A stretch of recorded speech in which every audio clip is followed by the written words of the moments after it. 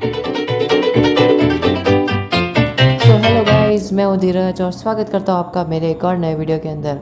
ये वीडियो और जो ये वीक है इसके अंदर आने वाले जितने भी वीडियोस हैं सारे के सारे इसी टाइप के होने वाले हैं। इस पूरे वीक के अंदर हम मैथ्स के जितने भी चैप्टर्स हैं सारे के सारे कंप्लीट कर देंगे।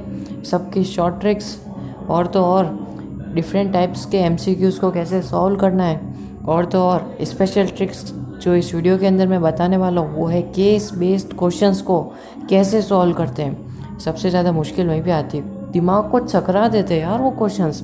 इसीलिए उनका मुंह तोड़ जवाब देने के लिए इस वीडियो को लास्ट तक देखो। मैं कभी भी बता सकता हूँ ना, लास्ट के चक्कर में स्क्रोलिंग फीचर का यूज़ करके ऐसा नहीं कि एंड में चले जाओ, मैं कभी भी बता सकता हूँ, इसलिए वीडियो पूरा देखना ज़रूरी है। तो अब इस वीडियो के अंदर ना सिर्फ वो है बल्कि इसके अंदर 70 एमसीक्यूज़ है, एसेशन रीजनिंग है। अब जिन लोगों के दिमाग में क्वेश्चन आ रहा है कि एसेशन रीजनिंग वाले जो क्वेश्चंस हैं वो एग्ज़ाम में, मैथ्स के एग्ज़ाम में आएंगे कि नहीं आएंगे, देखो मैं बोल देता हूँ कि ये सीबीएसई का पेपर है। वैसे तो उन्होंने सैम्पल पेपर में नहीं डाला है, पर कोई चांस नहीं है कि वो ओरिजिनल बोर्ड के पेपर में भी नहीं डालेंगे। हो सकता है क्योंकि बाकी सारे सब्जेक्ट्स के अंदर उन्होंने डाला है, तो हो सकता है कि इसके अंदर डाल दें, क्योंकि दूसरी रेफरेंस जितनी भी बुक्स हैं उन सब के अंदर ये है। और तो और अगर चाहते हो कि आप लोगों को ये नहीं करना, फिर भी मेरी एडवाइस यही रहेगी कि एक बार देख लो कि एसेशन रीजनिंग में किस टाइप के क्वेश्चंस आ रहे हैं, कैसे पूछ रहे हैं, कैसे उस क्वेश्चन को हमारे सामने प्रेजेंट कर रहे हैं और कैसे हमें उसका आंसर देना है। एक बार देख लो, ताकि मतलब ऐसा नहीं हो एग्ज़ाम में जाके कि काश मैंने एसेशन रीजनिंग कर दिया होता। ऐसा नहीं होना चाहिए बस, ठीक है। बाकी इसके अंदर 60 एमसीक्यूज़ है ना ना ना ना ना, मैं 60 के सारे एमसीक्यूज़ नहीं कराऊंगा। मैं पर्टिकुलर टाइप के इम्पोर्टेंट, इंटरेस्टिंग और हार्ड क्वेश्चंस जो है वो कराऊंगा और उनकी ट्रिक्स भी, ठीक है। तो बिना किसी बकवास के इसको स्टार्ट करते हैं। इसके बुक के जो ये है ना फ़ॉन्ट और डिज़ाइन, इससे मेरे को ऐसा लग रहा है कि ये ओसवाल जी की ओसवाल बुक है। वैसे सीबीएसई का नया पैटर्न है। देखो ये जो पीडीएफ है ना, ये क्या है 16 पेजेस का है। अब जानते हो कि भाई इसकी एमबी बहुत ज़्यादा है, ज़्यादा होगी मतलब, क्योंकि मैं इसको पहले डाउनलोड करूँगा, फिर मैं उसके ऊपर अपलोड करूँगा, फिर बहुत जाएगा। इसलिए जो मैंने ऐप सजेस्ट किया था उस ऐप के ऊपर जाओ, उसके अपडेट्स में जाओ, वहाँ पे सब कुछ है, ना सिर्फ मैथ्स के लिए बल्कि दूसरे सब्जेक्ट्स का भी है, ठीक है। जाओ। तो अब ये सबसे मज़ेदार क्वेश्चन है। इस क्वेश्चन के अंदर कुछ भी नहीं दिया हुआ है, हमें कोई नंबर नहीं दिया हुआ और हमें बताना है। अब हमें क्या बताना है वो भी हमें नहीं पता। यहाँ पे सिर्फ इतना लिखा हुआ है कि for some integer m every even integer is of the form. मतलब कि m जो एक इंटीजर है उसके लिए जो भी इवन इंटीजर है वो किस फॉर्म में होगा, बताओ। अब कहोगे कि हाँ ये जो ये 2m+1 वाला है, देखो अगर वीडियो के अंदर कहीं पे भी ऐसी वॉइस आ रही है, पहले ही बता देता हूँ कि वो जो फिंगर है मेरी उसकी स्क्रीन के ऊपर स्क्रॉल होने की आवाज़ है, ठीक है ना, ठीक है। क्योंकि मैं फ़ैन और सब कुछ ऑफ करके बैठा हूँ तो इसलिए पसीना हो सकता है। अब भाई वियर्ड तो लगेगा पर क्या कर सकते हैं, ट्रुथ है, सत्य है, ठीक है। तो क्वेश्चन को देखने से लगेगा कि हाँ ऐसा मैंने कोई टर्म चैप्टर के अंदर देखा हुआ है, तो शायद हो सकता है कि यही राइट हो, है ना। पर नहीं, ऐसा नहीं है यार।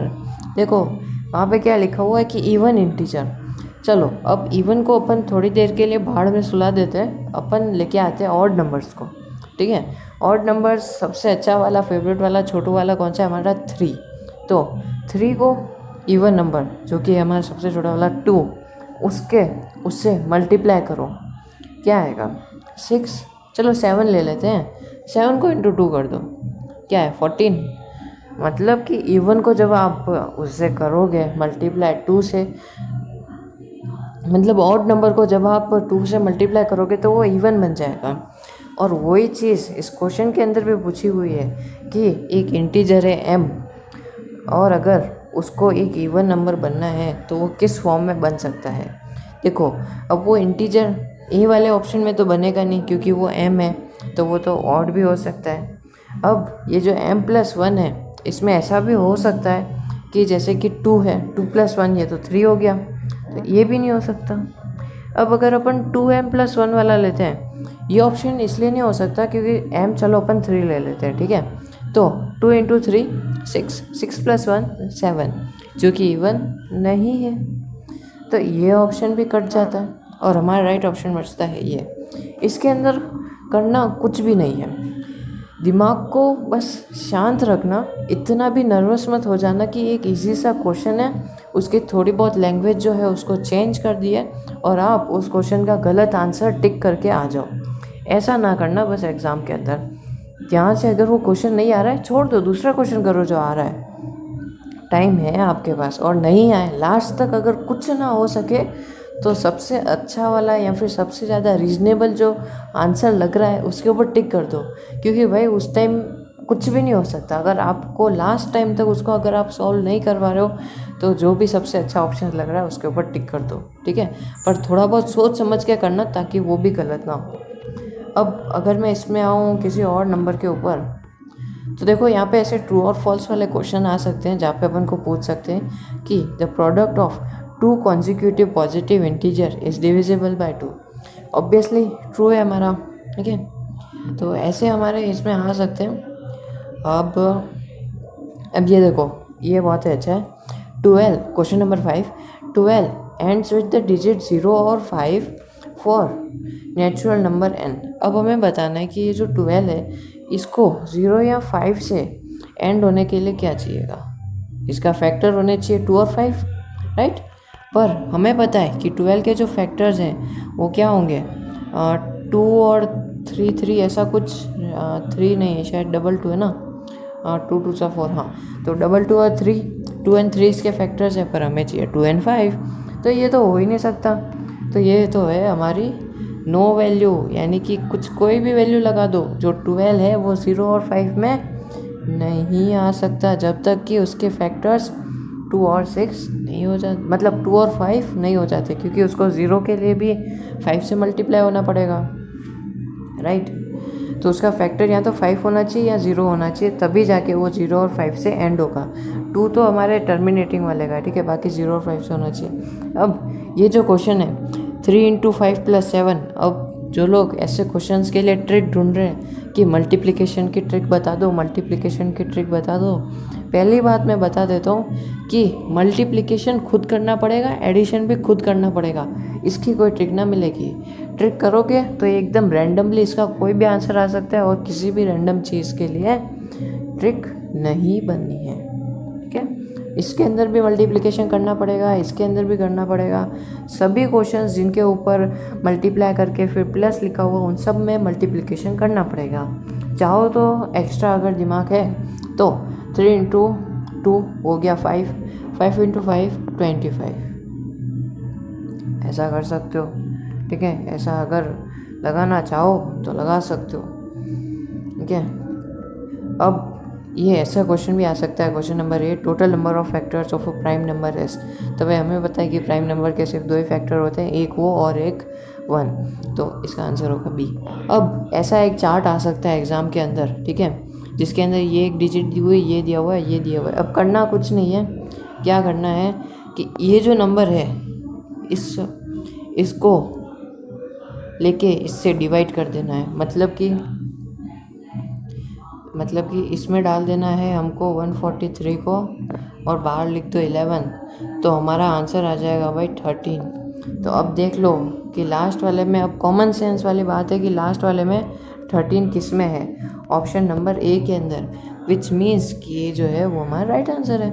और अगर चेक करना हो तो 101 जो है उसको 7 से डिवाइड कर दो, अगर 143 आ रहा है तो आपका आंसर एकदम करेक्ट है, ठीक है। अब देखो मैं इसके अंदर बहुत इंटरेस्टिंग और ऐसे क्वेश्चंस करा रहा हूँ जो देखे नहीं है कभी, ठीक है। अब ये क्वेश्चन देख लो, इसके अंदर कोई नंबर नहीं दिया हुआ है और आपको इसका HCF फाइंड करना है। कैसे करोगे, देखो HCF हमको पता है कि लीस्ट कॉमन फैक्टर है, राइट। क्या है, लीस्ट कॉमन फैक्टर। अब इसमें से देखो x का जो है वो लीस्ट कौन सा है, y, राइट। मतलब x का जो है b वाले में जो y है वो वाला, b वाले में जो x है वो सबसे छोटा है। तो भाई छोटा वाला तो यार देखो, एक कॉल आ गया था, ठीक है, एक कॉल आ गया था, तो मैंने वो कॉल अटेम्प्ट किया। फिर रिकॉर्ड तो हो गई, स्क्रीन रिकॉर्ड तो हो गई, पर वॉइस एडिटिंग वाला जो ऐप था उसको पता नहीं क्या दुश्मनी है मुझसे, और वो चला गया, डिलीट कर दी उसने रिकॉर्डिंग। तो वॉइस तो है, ये जो वॉइस है ना, ये स्क्रीन रिकॉर्डर की वॉइस है, तो आई होप सो कि क्लियर होगी वॉइस। मेरे हिसाब से तो अच्छी ही आनी नहीं चाहिए, क्योंकि एडिट मैंने नहीं की है, क्योंकि किससे करूँ यार, मेरे पास है ही नहीं एडिटिंग वाला रिकॉर्ड, ठीक है। और अब 6 मिनट तक की रिकॉर्डिंग हो चुकी है, आई थिंक सो कि 6 से 7 मिनट की रिकॉर्डिंग हो चुकी है, राइट। सो अब अगर मैं इसमें फिर से रिकॉर्ड करूँगा तो टाइम भी बहुत ज़्यादा जाने वाला है, ठीक है। तो कंटिन्यू रखते हैं। अगर वॉइस की दिक्कत है तो मैं इसको फिर ज़्यादा आगे तक नहीं करूँगा, थोड़ा सा ही करता हूँ, कल और कर लेंगे, ठीक है। कल और मैं नया फिर से स्टार्ट करूँगा। तो हम लोग कहाँ पे थे, तो देखो HCF में हम लोग लीस्ट कॉमन फैक्टर लेते हैं। तो इसका लीस्ट कॉमन देखो, इसके अंदर कॉमन दोनों है, एक्स इधर भी XY इधर भी XY। तो अब इसके अंदर लीस्ट कौन सा है, लीस्ट ये वाला एक्स। अब सिंगल वाला एक्स किस में है, एक ए में है एक बी में है, ठीक है। अब हम लोग क्या करते हैं कि y वाला भी सबसे लीस्ट वाला ले लेते हैं। तो y सबसे लीस्ट किस में, y का स्क्वायर। तो इसका राइट आंसर है बी। कंफ्यूज नहीं होने का, इस सिंपल से कॉन्सेप्ट है उनको याद रखने का और उन कॉन्सेप्ट्स को इसके अंदर डाल देने का, ठीक है। अब इंटरेस्टिंग और कौन सा है जो कभी अब ये देखो, जैसा कि कभी बहुत सारी चीज़ें दी गई है और हमको बोला है कि उनको एक रो के अंदर जमाना है। कुछ नहीं करना, उन तीनों चीज़ों को साथ में लिखो और उनके जो कॉमन है वो सारे निकाल दो, ठीक है। उनको साथ में लिख के अगर निकाल रहे हो तो बहुत ज़्यादा कंफ्यूजिंग रहेगा। इससे अच्छा है कि उनको अलग अलग लिखो, उनका LCM लो, HCF लो, जो इच्छा हो वो लो। HCF लो, अगर उन यहाँ पे लोएस्ट लिखा हुआ है तो लो HCF लो, हाईएस्ट लिखा हुआ है तो LCM लो, मिनिमम लिखा हुआ है तो भी HCF लो, ठीक है। HCF लेने के बाद कॉमन फैक्टर जो है उससे देखो कि ये डिवाइड कब से हो रहे हैं, फिर आपका आंसर आ जाएगा, ओके। अब और अगर मैं दिखाऊँ तो हाँ, ये वाली ट्रिक मेरे को बताई थी। तो देखो, जैसे कि इसके अंदर 3.27 है, ठीक है। अब 9th की ट्रिक याद होगी कि हम लोग क्या करते थे, x लिखते थे, 10x लिखते थे, फिर डैश डैश डैश डैश, फिर 100x, फिर से डैश डैश डैश, ठीक है। ऐसा करके हम लोग इसको सॉल्व करते थे। पर भाई हमारा दिमाग तो है, इसने तो निकाल दी ट्रिक। अब ट्रिक ये है, जैसे कि यहाँ पे मैंने ले लिया 0.7, ठीक है, और इसके ऊपर मैंने लगा दिया ये बार, इसको पहना दिया मैंने टोपी, ठीक है। अब इस टोपी से मैं मैथ्स को भी टोपी पहनाऊँगा, कैसे, जैसे कि ये 7 आ गया, वो x वाला डैश डैश डैश और 10x वाला डैश डैश डैश करने के बाद क्या आता, 7/9, क्या आता, 7/9। तो और फिर ऐसे ही करता रहा, और फिर ऐसे ही मैंने बहुत सारे सॉल्यूशन किए, तब जाके ये रिज़ल्ट फाइनलाइज हो गया कि कोई भी चाहे नंबर हो, अगर उसके ऊपर ये एक बार लग रही है, यानी कि फर्स्ट डिजिट के ऊपर अगर एक बार लग रही है तो कुछ नहीं करना, उस डिजिट को लिख देना, उसके नीचे 9 लगा देना है, बस हो गया सॉल्व। पर अगर वहाँ पे 2 डिजिट है, जैसे कि यहाँ पे है 0.27, अपन 27 ले लेते हैं, तो कुछ भी नहीं करना, कुछ भी नहीं करना, सीधा 27 लिखने का और 99 लगा देने का। क्या लगा देने का, 99। अब कुछ कंडीशंस में ऐसा हो सकता है कि जैसे 0.02, ऐसा 21, ठीक है, और यहाँ 21 के ऊपर बार है पर 0 के ऊपर बार है ही नहीं। तो इसमें क्या करोगे, इसमें देखो, इसमें आप लोग 21 के नीचे 999 नहीं लगाओगे, 999 नहीं लगाओगे, जबकि 99 लगाओगे, पर क्या करोगे कि इसके बाद एक 0 लगा दोगे, ओके। बस इसको डिवाइड कर लो और आपका आंसर आ जाएगा, ठीक है। तो बस इतना ही करना है और ये ट्रिक यहीं पे ख़त्म हो जाती है, हो गए, ठीक है भाई। चलो आगे चलते हैं हम लोग। हाँ, ये है 2 and 5 वाला, ठीक है। अब 2 and 5 वाले में क्या करना है, देखो जैसे 2 and 5 है, कोई भी जैसे नंबर है, ठीक है, हम लोग यहाँ पे 100 ही ले लेते हैं, नीचे 100 है ऊपर 2 है, ठीक है। अब इसका पूछेंगे कि डेसिमल एक्सपेंशन कब से होगा।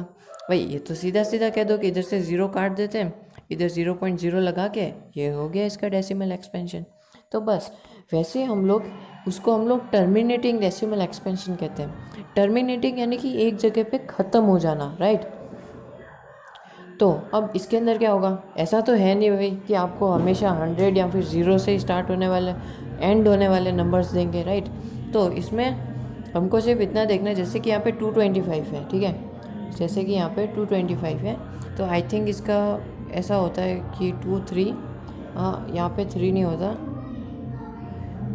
यहाँ पे 3 नहीं होता, 5 के यहाँ पे 3 होता है, 2 × 5 का 3, ठीक है, ऐसा इसका बनेगा। तो क्या करना है, सबसे पहले तो ये जो है 2 × 5 इन दोनों को मल्टीप्लाई कर दो, क्या आएगा 10/3, ठीक है, 10/3 यानी कि 10 के आगे और ज़ीरोज़ लगा दो 3, और बस ये आपका जो है 3 डिजिट्स के बाद जो है ये टर्मिनेट करना लग जाएगा, यानी कि 10 की जो पावर है उस डिजिट के बाद ये टर्मिनेट करना लग जाएगा, इसका ये हो जाएगा डेसिमल एक्सपेंशन, ठीक है।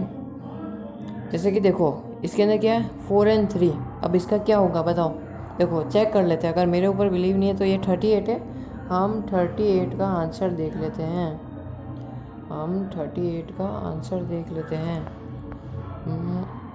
कहाँ गया, ये रहा 38 का राइट आंसर है बी वाला। कौन सा वाला, बी वाला, ये देखो 4 वाला। जो सबसे हाईएस्ट पावर है ना, क्या, जो सबसे हाईएस्ट पावर है ना वहीं तक डेसिमल एक्सपेंशन होगा। कैसे भाई, देखो मुझे एक बात बताओ, 10 बनाने के लिए क्या चाहिएगा, 10 बनाने के लिए क्या चाहिएगा, 2 और 5 का पेयर चाहिएगा, राइट। अगर 2 सिर्फ 3 है, अगर 2 3 है यानी कि 3 बार है और 5 जो है वो एक ही बार है, तो 10 का पेयर तो एक ही बार बनेगा ना, यानी कि डेसिमल एक्सपेंशन तो एक डिजिट का ही होगा। यहाँ से यहाँ पे तो है ही नहीं, यहाँ पे अगर 5 होता तो यहाँ पे 3 0 आ सकते, पर वो तो है ही नहीं। तो देख लो कि हाईएस्ट जो डिग्री है वहाँ तक डेसिमल का जो है एक्सपेंशन होगा, ठीक है। 2 ट्रिक, 2 नहीं 3 4, हाँ 4 बता चुका हूँ मैं अभी तक। अब असर्शन रीजनिंग, ठीक है, अब असर्शन रीजनिंग के अंदर देखो, इसमें अंदर सिर्फ HCF पूछा है, देखना है यहाँ पे एक स्टेटमेंट दे रखा है, उस स्टेटमेंट को आपको देखना है कि ट्रू है या फॉल्स है। जैसा कि मैं हर बार बोलता हूँ असर्शन रीजनिंग में, जैसा अपन बचपन में करते थे, ये जो है ना असर्शन रीजनिंग, इसको भूल जाओ। असर्शन ऐसा समझ लो एक क्वेश्चन है और इसको इसके आगे आपको ट्रू या फिर फॉल्स लिखने का है। इस क्वेश्चन को चेक करो कि HCF 11 और 7 का 1 है कि नहीं है, अगर है तो इसके आगे ट्रू लिख दो, ठीक है। फिर दूसरा क्वेश्चन चेक करो जिसका नाम है रीज़न, इसको चेक करो क्या ये सही है, फिर इसके आगे भी ट्रू और फॉल्स जो भी इसका राइट आंसर है वो लिख दो। फिर देखो कि क्या इन दोनों में कोई कनेक्शन है, अगर नहीं है तो जो भी ऑप्शन दिख रहा है उसके बाद सही कर दो। पर सबसे पहला वर्क है कि इन दोनों को अलग अलग कर दो, इनका डिवोर्स हो जाना चाहिए, समझे ना। वकील बन जाओ असर्शन रीजनिंग पे, वकील बनो, इनका डिवोर्स करो, फिर एक जो भी सही है उसके ऊपर आगे ट्रू, जो गलत है उसके आगे फॉल्स लिखो, और फिर देखो कि अगर इनमें कोई कनेक्शन है तो ए वाला ऑप्शन लगा के इनकी मैरिज करा दो, ठीक है ना। नहीं आया तो स्पीड थोड़ी सी स्लो कर देना। स्पीड में फास्ट इसलिए बोल रहा हूँ क्योंकि वीडियो पहले से 9 मिनट का हो चुका है, अभी 9 मिनट वाला है, और पिछला वाला जो था वो 6 मिनट का था। भाई 15 मिनट का तो वीडियो हो ही गया, समझ रहे हो ना। अब ये आ गए केस बेस्ड वाले क्वेश्चन, जिसके लिए अभी तक रुक रहे थे, ये आ गया भाई। तो देखो केस बेस्ड वाले के अंदर ऐसा है कि केस जो लिखा हुआ है कि भाई FIR जो लिखी हुई है ये पूरी, इसको जो है एक सबसे पहले एक बॉक्स में बताओ, ठीक है, और इसको कट कर दो, इसको पढ़ने की कोई ज़रूरत नहीं है। क्यों भाई, हमें तो क्वेश्चन से मतलब है। देखो यहाँ लिखा हुआ है if two positive integer a and b expressible in the terms of primes as a is equals to p square by q square and b is equals to p cube by q square, then which of the following is true. ये तो हमने first वाला question भी ऐसे ही किया था। बस भाई हमको क्वेश्चन पता है, केस देखो, अब हम लोग केस स्टडी को सुनते हैं, ठीक है। HCF and LCM are widely used in number system, specially in real numbers and finding relationship between different numbers and their general forms. Also, product of two positive integer is equal to their product of their HCF and LCM. Product of numbers is equals to HCF into LCM. Based on the above information, क्या मतलब है? कुछ मतलब रहा क्या इसका, बताओ मेरे को। चलो दूसरा वाला केस देखते हैं, ठीक है। Vishal has a collection of marbles, realize that if he marks a group of 2 and 3 marbles there are always one. अरे यार ये तो इसी का पार्ट है, ये दूसरा नहीं है। हाँ ये रहा, ठीक है। हाँ सबसे पहले तो अपन इसका कोई क्वेश्चन देख रहे थे, ये सेकंड वाला देख रहे हैं। If the product of two positive integer is equal to the product of their HCF and LCM is true, then the HCF of 32 and 36 is. क्या करना है इसके अंदर, कुछ नहीं, 32 और 36 का HCF निकालो बस। अब केस स्टडी को देखते हैं। In an instance, the reading skills of a grade X 10th student, the school nominate you and two of your friends to set up a class library. There are two sections, section A and B of grade 10th, and there are 32 students in a section A and 36 students in section B. क्या करना है इस story का, कुछ करना है क्या? हमको तो बस नंबर चाहिए था 32 एंड 36, वो तो हमको क्वेश्चन में मिल गया। क्या करना है इसका, कुछ भी नहीं करना है। या केस स्टडी वाले में केस को छोड़ दो, केस की स्टडी मत करो, क्वेश्चन की स्टडी करो, टाइम बचेगा, क्वेश्चन समझ में आएगा। केस स्टडी जो है ना, दिमाग को बस चकराने के लिए होते हैं और कुछ कोई काम नहीं है इनका, समझ रहे हो ना? हाँ, और इनका कोई काम नहीं है। बाकी इसके अंदर देखो सॉल्यूशन है, अगर हो सकेगा। पर मैं एक बात बताता हूँ कि ये जो PDF है ना, ये इस ऐप में से ली हुई है। अब यहाँ पे ना कहीं पे भी ये जो शेयर का ऑप्शन है ना, ये सिर्फ एक सिंगल पेज को ही शेयर कर पाता है, ठीक है। तो अब ये पूरा PDF जो है ना मैं शेयर नहीं कर पाऊँगा। तो और पूरा PDF अब पढ़ोगे तो इतना टाइम बचा है नहीं कि सब सारी चीज़ें प्रैक्टिस करो। अभी तो बस जो चैप्टर्स हैं उनके 1 शॉट वीडियोस देखो और MCQs को प्रैक्टिस करो और कॉन्सेप्ट्स को क्लियर करो, ठीक है। फिर ही शॉर्ट ट्रिक्स के पीछे भागना, अभी से शॉर्ट ट्रिक्स के पीछे मत भागो। Thank you for watching. Please इस चैनल को सब्सक्राइब करो प्लीज़। कौन होगा वो लकी विनर जो 3 महीने से चल रहे 240 सब्सक्राइबर्स 250 सब्सक्राइबर्स को 251 करेगा? कौन है जल्दी बताओ, नहीं तो मुझे ही मेरी Gmail ID बना के इसको 251 करना पड़ेगा, ताकि शुभारंभ तो हो। कम से कम 250 से तो आगे बढ़े।